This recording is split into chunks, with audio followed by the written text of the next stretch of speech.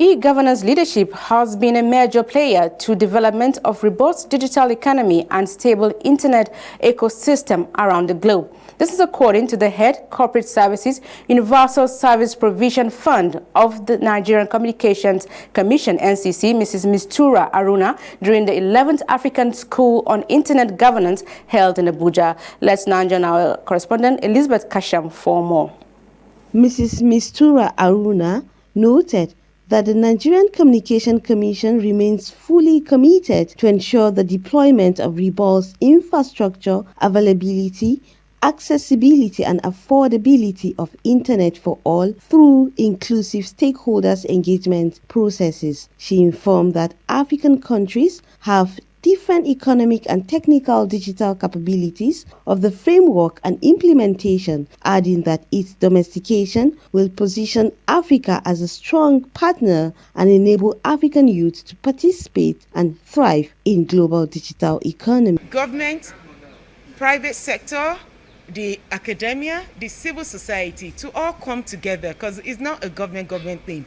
Everybody has to come together to contribute, come up with feasible policies that can be domesticated. Yes, we have the general framework, but we need policies that can be domesticated in each African country and will work to provide a safer internet for us and a robust digital economy.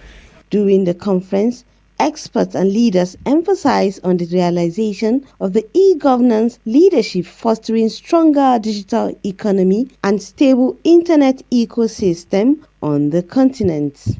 You know, if you are in civil society, you often don't understand the constraints of a government official.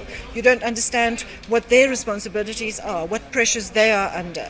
And so that's the idea of AfriSIC. It's about internet and internet policy, but approaching it in a way where these different views, different perspectives, different pressures can be shared to give everyone a better sense of understanding of the differences and the commonalities and how to collaborate. What is the role of each of those actors in curbing cybercrime, for example?